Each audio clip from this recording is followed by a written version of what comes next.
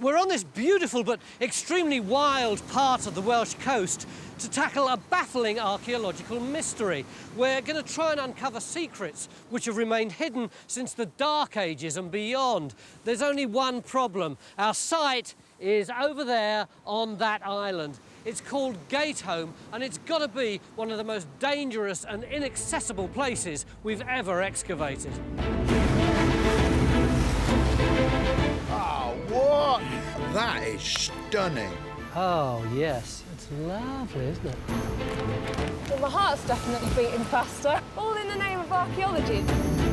I'm actually quite excited about this. That is fantastic. Incredibly, Gateholm seems to have been inhabited, although whether it was by Celts or Vikings or Druids, no one knows. Who would want to set up home over there?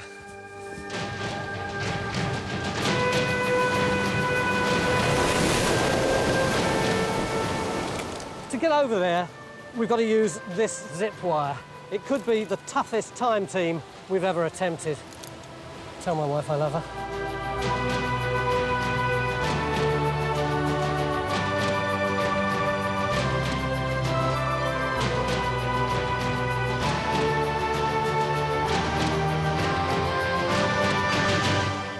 OK, we're going to go now. Will the archaeology be worth risking my life for? Well, I hope so. OK, when you're ready, Tony, leap off and then turn and face me. Leap. Oh, God.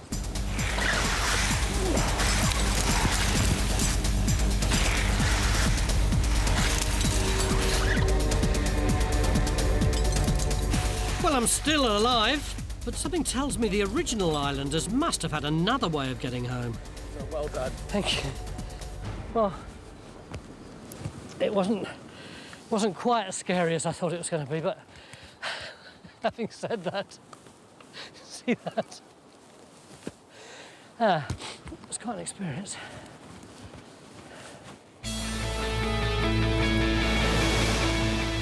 Gateholm's so difficult to access, we've had to send in an advanced team of climbers to set up a 300-metre-long zip wire. Every archaeologist and every piece of kit will have to cross on this single line. It's a slow and hazardous process. Excavating this precipitous and exposed rock will be a serious challenge. Francis, you've already started digging. Well, Tony, I can't wait for you all day. I mean, it's now, well, gone noon. Yeah, on day one. On day one. And you've dug that much. I understand. Our schedule is completely shot, isn't it? It's taking forever to get everybody over. Well, the thing is, Tony, I mean, there's an awful lot of archaeology here. We've just got to get going. I'm getting a tiny bit panicky about it. Gateholm and its surroundings are owned and managed by the National Trust, though there's not a stately home in sight on this rugged stretch of coastline. The Trust have invited us here to the far west of Wales to help unlock Gateholm's secrets.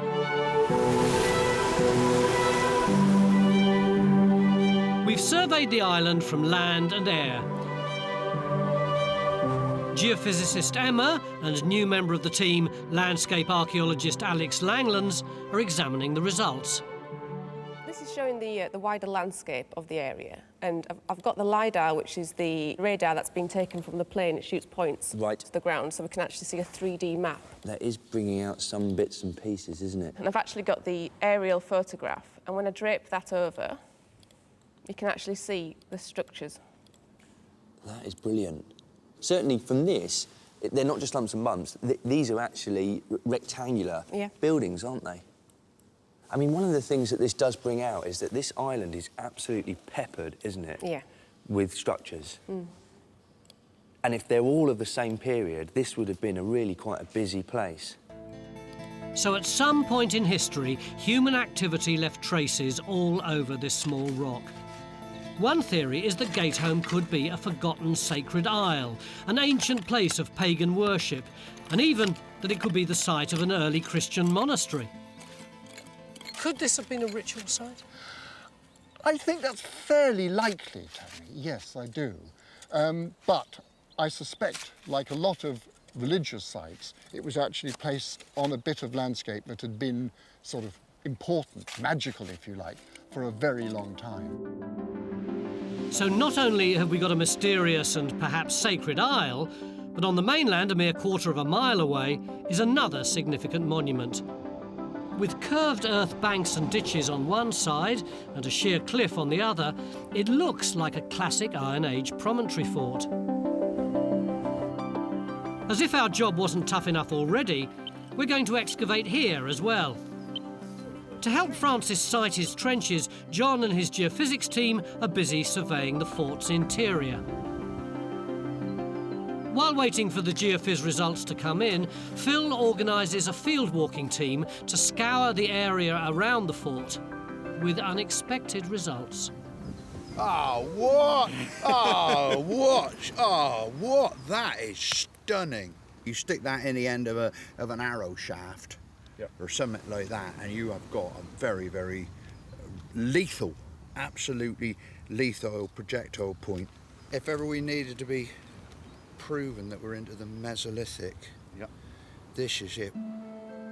It's also vital evidence, proof that this site could have first been inhabited up to 10,000 years ago, far earlier than we thought.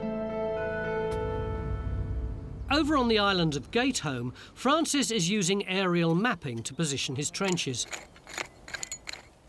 You've got this trench that Alex is in, you've got this little one that Matt's in, and then the far one where Ian is, but they do look like three tiny, rather arbitrary trenches a third of the way across the island. Ah, they're not arbitrary, Tony. I never do anything that's arbitrary. If you look, they're in a straight line. Yes. Right? They're in a straight line across what I think might be a road.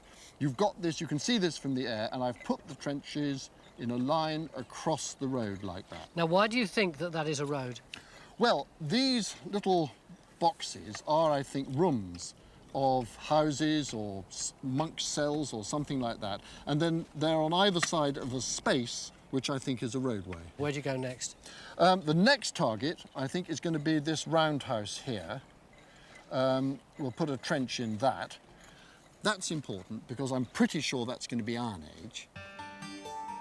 If we can find evidence of Iron Age settlement both here on the island and on the mainland fort, we may establish a link between the two sites.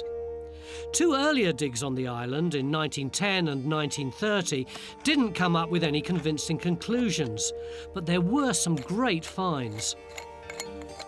Our other new team member, Mariana Hotter, is examining the evidence. There's some really remarkable objects here. Alan, tell me more about this one. It's a bronze pin. It's probably a cloak pin, almost certainly Irish. All the best parallels are from Ireland, a small number from Scotland, and they belong within that general post-Roman pre-Viking period, so possibly from the 5th, maybe as late as the 8th century.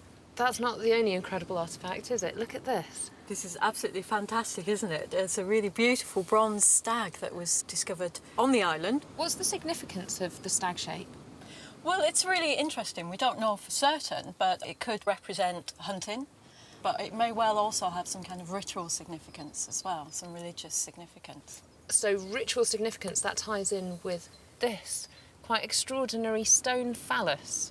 This was discovered in one of the huts when they were excavating, and it was actually placed upright, symbolising either fertility or it's there for good luck. We know that the Romans quite often used phalli to bring them good luck. So this range of artefacts, it's quite incredible, isn't it? We've got the phallus, the pin, the stag, all coming from this very small area.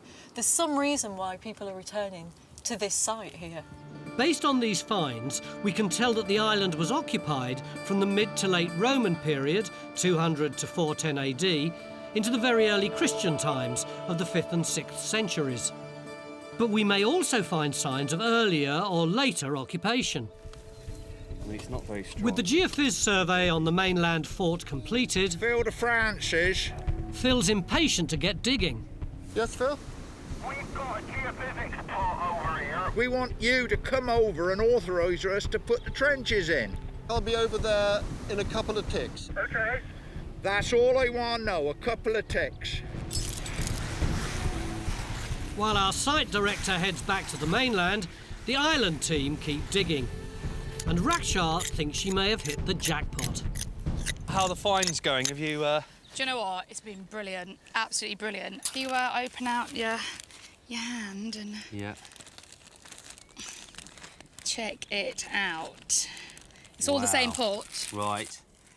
That is fantastic. I'm actually quite excited about this because we dug a site in Cornwall and we were finding pottery that looked very similar to this. Right. And that site was a bit of a centre for imports, and that pottery was dating to post-Roman period, and some of it was coming as far away as Byzantium. Right. So I'm really excited. I'm really hoping that is that. That is fantastic, actually. Rakshas pottery will help us date the island's settlements, while earlier finds like the stag and the phallus are clues to what went on here. We think Gateholm may have been a ritual site in Roman and even prehistoric times. So on the mainland, Mary Ann is recreating the context in which the phallus was found. And it was just rammed into It was the just earth? rammed in upright into the earth. It's not easy, is it? No, it isn't. Then you pack up the earth around it to make sure it stays upright. What's the significance of a little shrine like this? Well, the phallus clearly is a fertility symbol. There it is rammed into the earth. You can't get more symbolic than that, can you, with the sort of Mother Earth and the phallus and everything arising from that. So it's actually quite a splendid thing. It is, it certainly is. And I think that the phallus here is possibly mirroring the whole shape of the island. I think the whole shape could have been an enormous phallic symbol of prosperity and fertility. Leaving behind our penile island for the moment, Francis arrives at the mainland fort. About time too. Where have you been?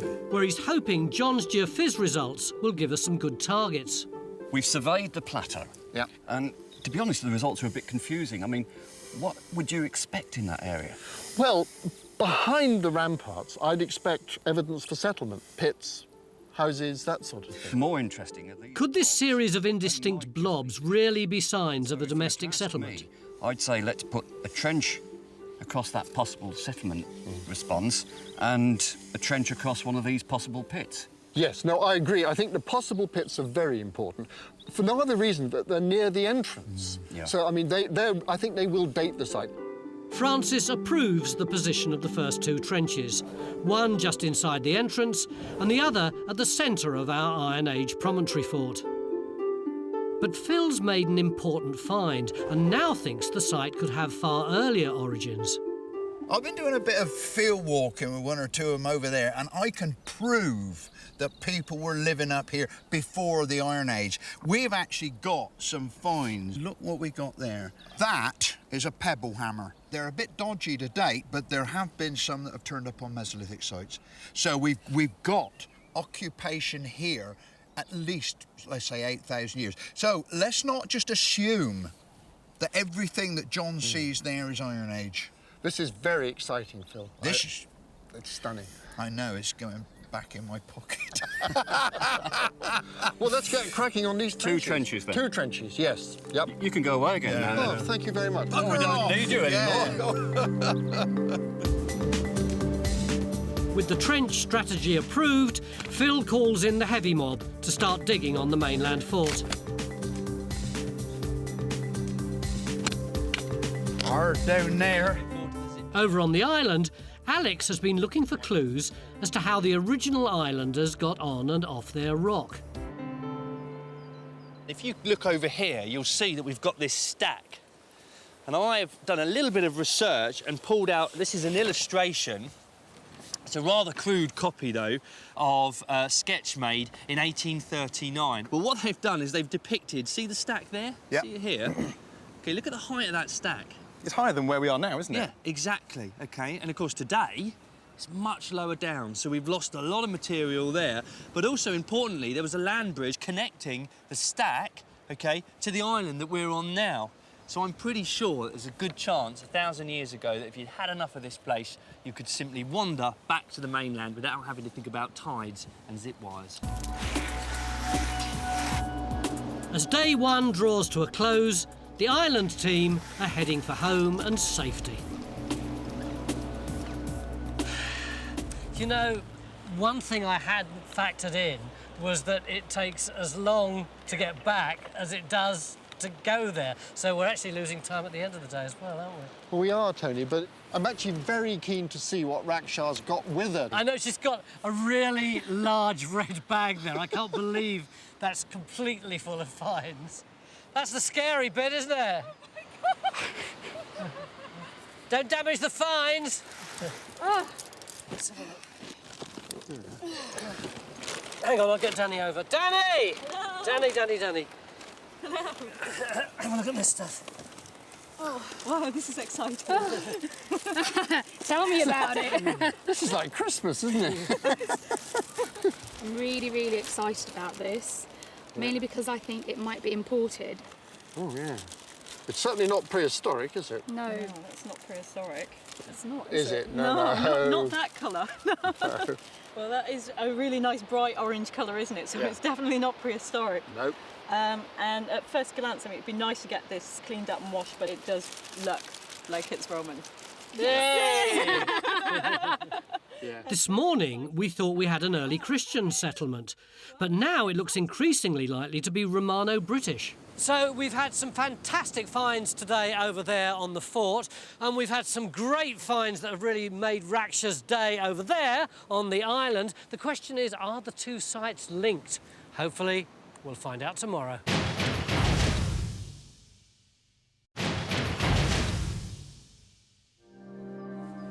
Beginning of day 2 here in this gorgeous part of Pembrokeshire, and we're trying to work out why for thousands of years people have inhabited this spectacular cliff top and the highly inaccessible island of Gateholm over there. Francis, you look like you're surveying the scene. What's the strategy for today? Well, the strategy for today is to go pretty hard because we're very worried about rain coming. So I'm going to extend that trench over there by the entranceway, where we've got a sort of cobbled surface, which I think could be roadway, but it could be covering pits.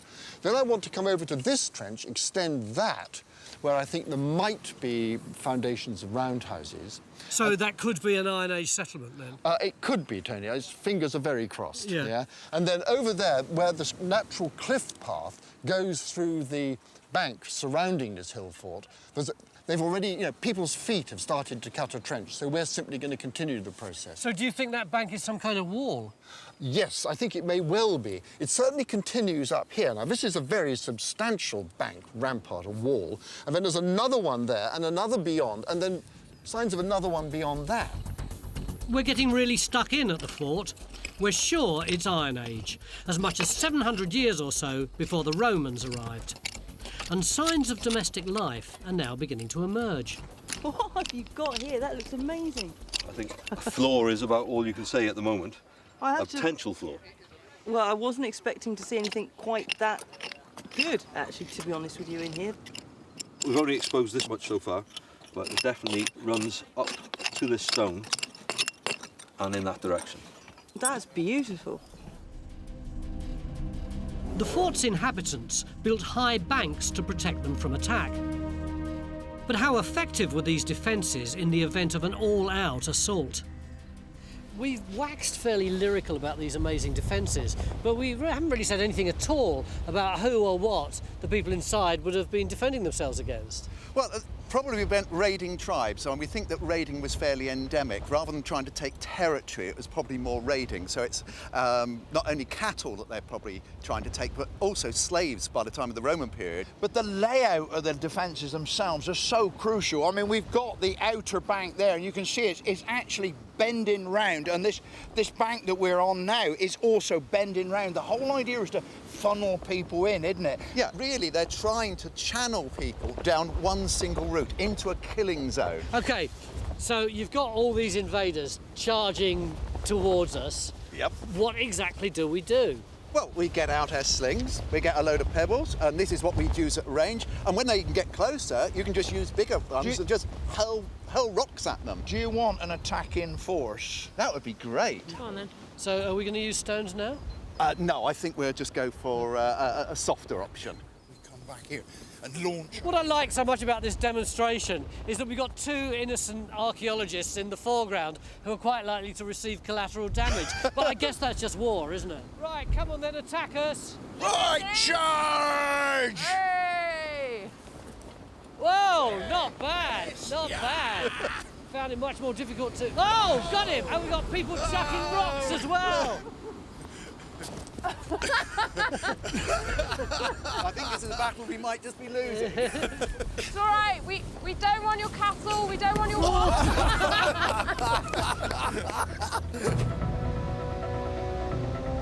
Before I fall victim to further tribal assaults, I'm making a break for the island on the dreaded zip wire.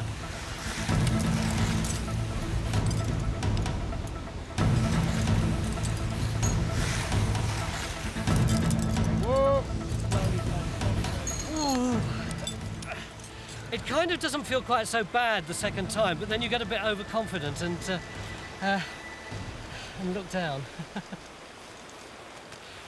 Oh, I'm glad that harness is released from in there now. I can't quite walk properly.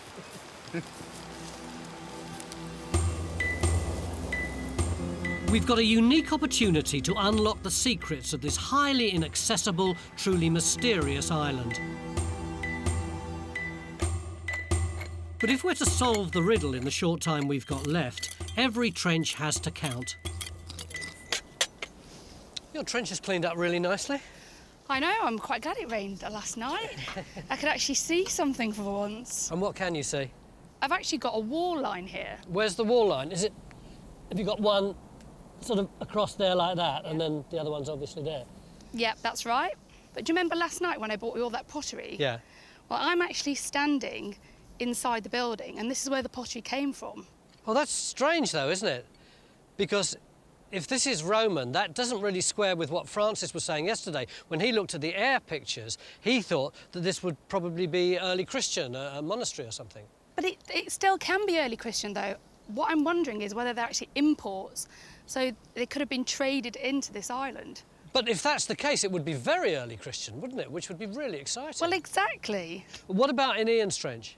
Well, Ian has the other side of the road, and it's over one of those other cell buildings. But it's a bit weird, because all the finds he's getting are prehistoric. They can't have stayed here that long. Oh, well, exactly, and it's like only, what, 4 metres away? Yeah. It's really weird. You know, often, by this stage on Time Team, I'm getting really nervous because there are so many unresolved issues. But on this island, I kind of like the fact that it's so mysterious. I know. What's going on? It seems that generation upon generation set up home on this exposed rocky outcrop. What drew them here? And was there once a link between the people living here and the community at the mainland fort? Maybe Matt's trench can give us at least one of the answers. We're on the edge of this roundhouse here. Oh, so this is Iron Age? Well, that's the idea, yes. We've got the small wall in front of me here, and if you look very carefully, you can see it coming round just behind me there. It's quite small, only about 4 or 5 metres across. And on the inside, we've got what looks like a clay floor coming here. Any finds? Yes, just a few minutes ago, this great find came up there. Now, it's either a spindle whorl, or I think that actually it might be a bead. If you hold it up to the light, you can see it's like amber or something. The light shines through it. Oh, it's lovely, isn't it? Look at the other. Oh, there's some little marks on it here. Yeah, these little black marks. I'm not quite sure if they're a pattern on it. Or just a bit of fungus, it's hard to know. If the bead turns out to be of amber, it'll be an important find. Amber's a high-status material, so the bead, like the phallus and the stag, could be evidence of ritual practice. This island seems to get ever more mysterious, but there's still no sign of the monastic site earlier archaeologists thought might be here. Halfway through day 2, and there's still a lot of work to do.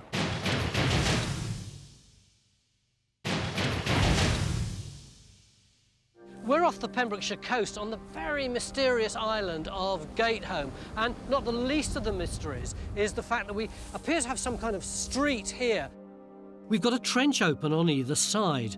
On the western side there appears to be some sort of cell where Rakshas found Roman pottery, but on the eastern side there's another small room where we've got prehistoric finds.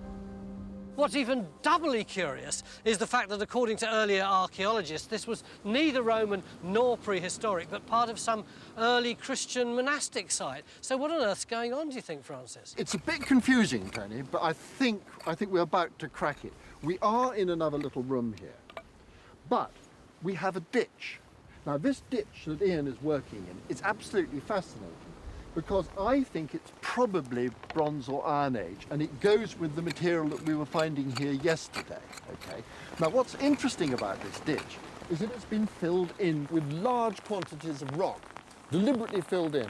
Now, why do you fill in a feature like that? You don't do that if you're a farmer building, you know, a barn or something. This goes with something like either a Roman settlement or a monastic settlement where the land has to be prepared before other structures can be erected. So, an early big ditch with a monastery on top of it, could it still be a sacred isle? Yes, I think it could, Tony. I'd like to find some early Christian material to be sure of its date, but it's not impossible yet, you know, so we still could have a monastic settlement. The settlement could still prove to be early Christian, so 5th to 7th century, but it seems more likely to be mid-Roman, 2nd to 3rd century. Civilizations have come and gone, but since the dawn of time, this exposed spot has endured the brunt of the weather coming in off the Irish Sea. Despite today's threatening skies, we're working flat out. At the entrance to the fort, we've dug down ½ a metre, but there's still no sign of a pit. Excavating the defences in the outer trench, we're looking for finds to help date the site. And in the centre of the fort is emerging more of what we believe to be the floor of an Iron Age roundhouse. Even in summer, this coast can be a hostile environment. One reason why our ancestors set up home here may have been the abundant supply of wild food available to supplement their diet. Andrew, on a day like today, it's not the most fun thing to go foraging for food, but let's be honest, that's what the ancestors had to do. They couldn't sit inside when it was raining. No, that's true enough, but you don't come to Wales for good weather. And, yeah, you're right. Back in the Iron Age, you couldn't have just sat around watching TV because there wasn't any TV. And of course, you'd have had to be out looking for food constantly, maintaining the defences and, you know, just doing things to stay alive, really. Mary Ann and Andrew are foraging for our supper. I've got this one, it's silverweed. It's called silverweed because of the colour of the underside of the leaf there. You can eat the leaves, they're not particularly exciting, but the useful part, particularly from a sort of survival point of view, is the roots. It's a good starch source, so it's carbohydrates. Oh, it's like French fries. Oh, really? No. This sort of foreshore landscape, this is where you get limpets, mussels, cockles. Yeah. Oh, there you go. Oh, look at that. They're a type of snail, basically, and then when the tide comes in, they'll kind of creep around, suctioning themselves to the rock, sucking all the algae off the rock. So they're not bivalves, but they're not as risky an endeavour to eat as things like mussels and oysters and that sort of thing, which can concentrate toxins from the water. So these are a really safe, really good food source. Oh, look at that, that looks fantastic.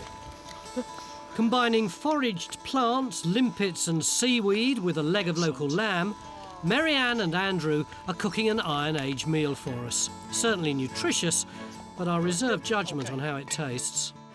Up on the cliffs, it's time to check in on progress at the fort. Phil? 10 o'clock I was here last, and now it's almost the end of the day. How have you got on? Really, really well, Tony. I mean, we got 3 trenches open, and they're really, really interesting trenches. And funnily enough, they're actually all telling us something about different important aspects of life on the promontory fort. What do you mean by that? Well, this is our first trench, yeah. And this trench reflects the entrance. You've literally just come through it. Yeah. They've put down a lot of hard standing, and so as people come through, they disperse across this hard standing into the main part of the fort. OK, so that's trench 1. The second aspect of the fort, which is obviously crucially important, are the actual people that lived here. Yeah. So here we're actually looking for their houses. That's this trench over here? Absolutely. What have you got? Well, The first thing is this feature here. This cropped up when the trench was a lot smaller, so we've opened it up. Now, we don't really know what it is, but there are some people that like to think that it might be a hearth. If it is a hearth, it's going to be in the central part of a roundhouse. So what we've done is extended the trench far enough in that direction so that if there's a wall there, we should be able to find it, and that would then confirm that we are actually dealing with a roundhouse. OK, that's trench 2. What about trench 3? Well, trench 3 is all about the other important part of life in the hill fort, and that is the defences themselves. And what we've got here is a section through the bank of the ramparts. And you can actually see that right at the front end there, we've got some really, really big stones actually strengthening the front of the bank. And what we want to do is get through that, see whether we can see any finds underneath the bank that might tell us when this bank was put up. Does that mean you haven't got any finds at all yet? We've got a few scraps of flint, which probably relate to the Mesolithic people that were living here. We've had no bone, but that's not really surprising. The soil is so acidic, the bone wouldn't survive. Also, interestingly, it had no pottery. Now, the Iron Age people would probably have had no pots at all. So the sheer fact that we've had neither pot nor bone is significant. Tell me, what sort of pottery have you had on the island? Roman. Exactly. The Romans were on the island, but the Romans were not here. The people that were here were undoubtedly the people that were living here before the Romans came. While most of the team head for the pub, a few of us are under orders from Mary Ann to attend her Iron Age picnic. Your food smells good. What have you got for us? We were going to eat it before you got here. Doesn't seem like too much of a hardship at first. We've been doing a bit of foraging in Yeah. the local area. We've got samphire, seaweed, some lovely limpets, a Ooh. little starter. A little starter, that is a little It is a little starter. starter. Is this Let's all I'm see going to how- get? Mmm, delicious. I tell you what, this samphire, I love samphire, but it doesn't look like the stuff that I've eaten before. No, it's a different species from the marsh samphire, so it's much more aromatic, quite crunchy. Tastes good though. Oh, it's nice that. Have a nibble. You just eat it? Yeah. Yeah, tastes a bit peppery, isn't it? It's one of your 5 a day, Phil. Oh, God, he's got that face again.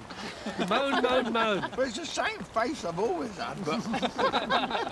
And This is my portion, a is it, lovely this bit one? of lamb. It certainly smells good. We're all exhausted. The rain is going so hard, my soup's splashing all over my face. All we've got to eat is limpets and seaweed. Will we make it through tomorrow? I hope so.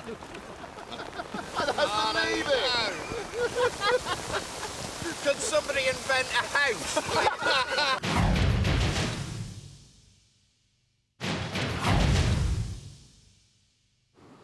Beginning of day 3 here in Pembrokeshire, and it looks as though over on the island, amongst all the mysteries, we've got an Iron Age roundhouse, although we haven't quite proved it yet. Looks as though we might have another one over here too, where Phil's been digging, although again, although that's Phil's instinct, we haven't been able to confirm it. But if during the course of the day we can prove that we've got 2 Iron Age roundhouses, then we'll be well on the way to establishing a link between what was happening over there in the Iron Age and what was happening over here. Meanwhile, in this Promontory Fort site, things have been getting more and more interesting. It looks as though we've got some really sophisticated defences, and all this is part of them, isn't it, Francis? Yes, it is, Tony. We're right in the heart of the defences here. We've got the main ditch coming through. We've got at least 3 sets of ramparts. And what I'm interested in here is there a path leading to the main entrance coming along this outer bank here? What, so this walkway would link up with that enormous bit of hard standing that Phil excavated yesterday? Yes, I think hard standing means roadway, I think, in that case. And what I'm hoping is when we get to the bottom of this bank, we'll come across more of that road. It would be great, wouldn't it, if we could get a sort of 100-yard snake of road leading right through into where the habitations are. It would be fantastic, absolutely fantastic. But the thing is, Tony, you've got to realise that these defences aren't just about sort of military operations. They're about impressing people coming in to visit whoever was living in there. It completely overturns all my prejudices about what might have been going on in Wales during the Iron Age. I'd thought there would just be a handful of people sitting on the cliff eating winkles and limpets. This, Tony, is no backwater. It seems Francis is right. On the final day of this dig, a picture of a well-planned settlement is beginning to emerge. Not only do we have evidence of a large stone-floored building, but excavations on the outer bank reveal that it once followed the cliff edge, encircling the entire fort. A good idea. No one wants to take a tumble into the sea on a dark night. Whether as a source of food or for trade with distant lands, the sea played an integral part in the lives of these coastal peoples. Alex and Miranda are heading to the sheltered inlet of Martin's Haven to investigate further.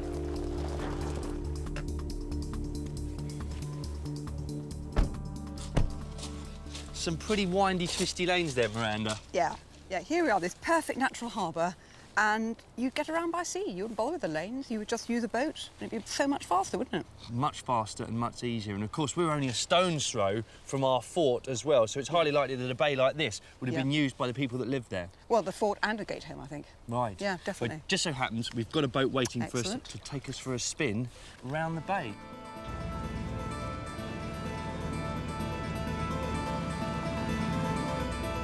It just reinforces, doesn't it, this interaction between land and sea. Islands everywhere you look.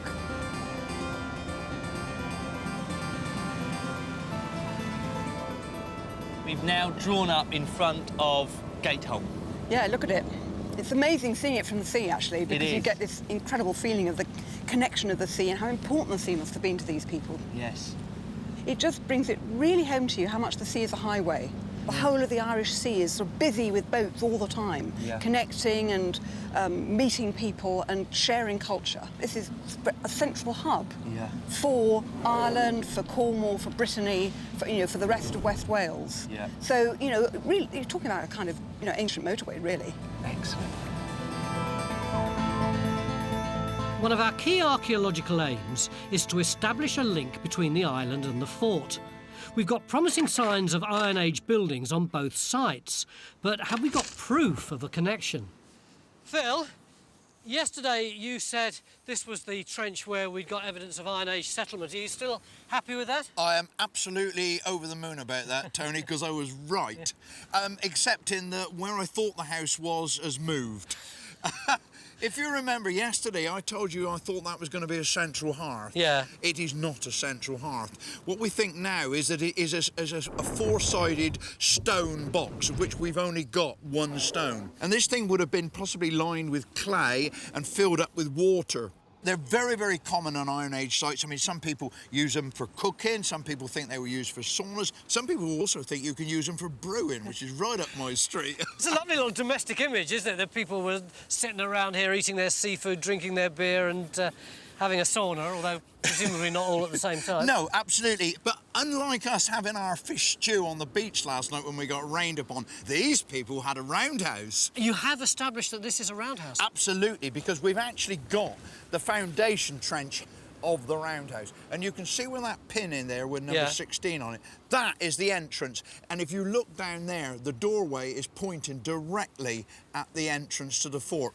And once you've got this bit in your mind, you can actually trace it coming round here on the geophysics, and you can follow it round. It gets a bit fuzzy in here, but you can see it coming round here, and it gives you a roundhouse of about 8 or 9 metres, which is a classic size for an Iron Age roundhouse. So we need to prove the existence of an Iron Age roundhouse on the island before the end of the day. But the frequent torrential downpours are adding pressure to our ever-tightening schedule. The bad weather hasn't deterred Cassie, who's still excavating the area outside the entrance to the mainland fort. Cassie, I thought we were meant to have a road here. That looks like bedrock.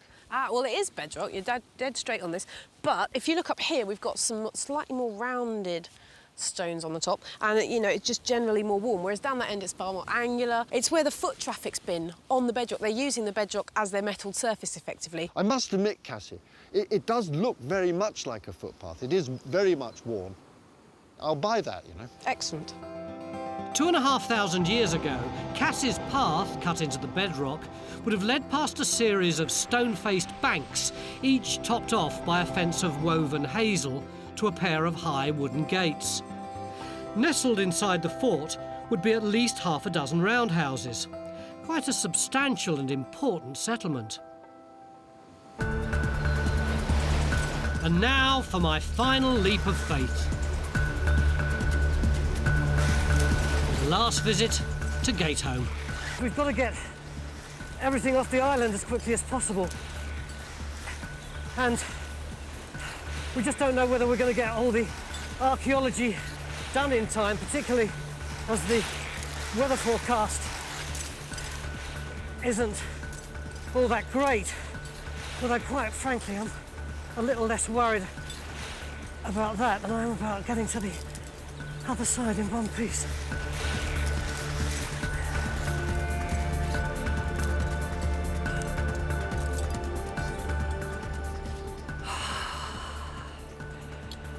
You'd think it would get easier, wouldn't you?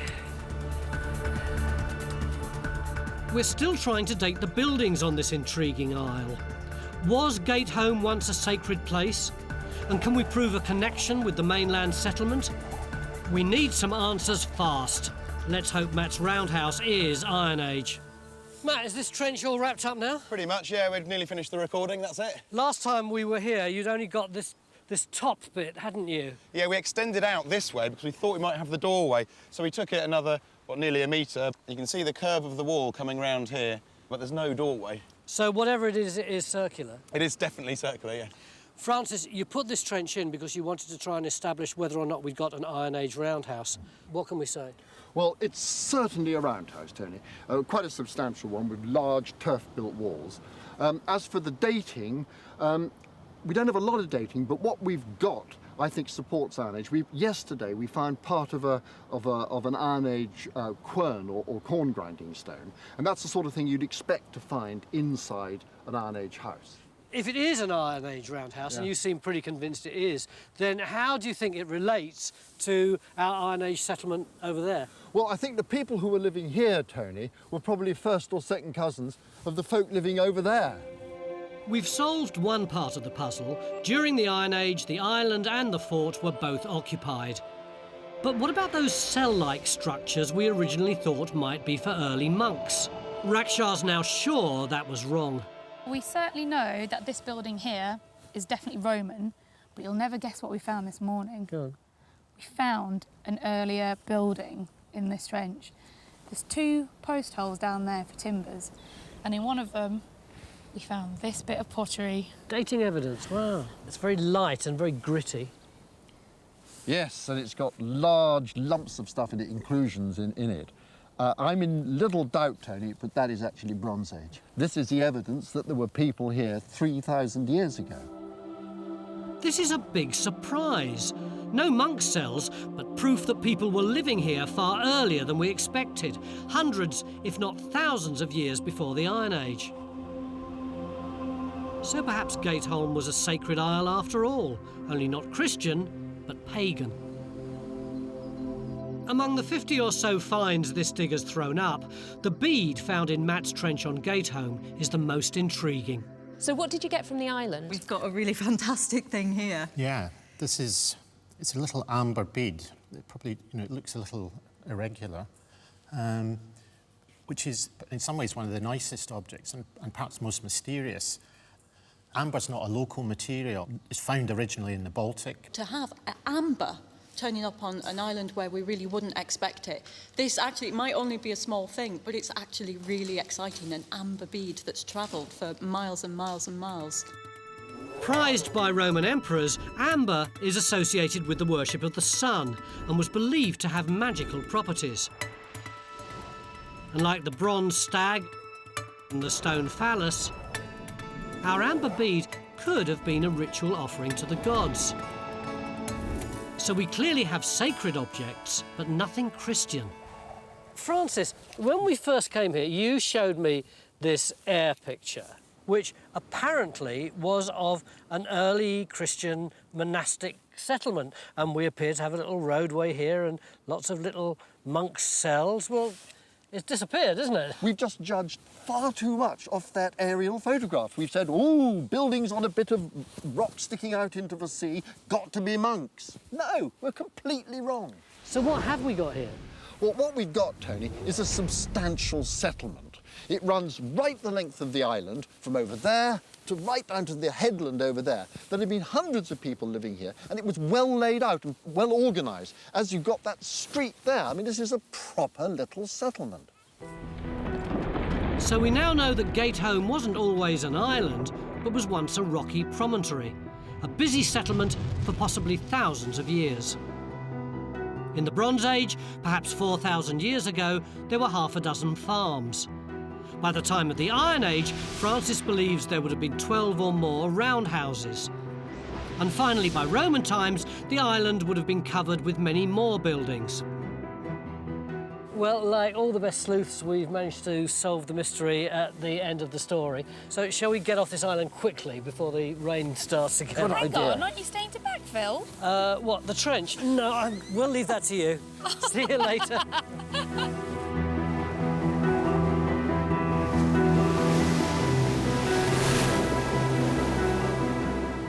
Francis, when we came here, we wanted to try and solve the riddle of why such a complex settlement was built in such an out-of-the-way place. Do you think we've done that? I think we have, Tony. I think the basic answer is that this was not an out-of-the-way place. This was a densely populated landscape on the edge of one of the busiest seaways on the western approaches to the British Isles. What about the sacredness of this place?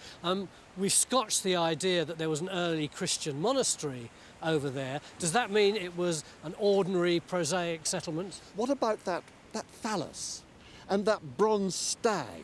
I mean, they are ritual, they are religious objects. And its location, I mean, it's a magical location.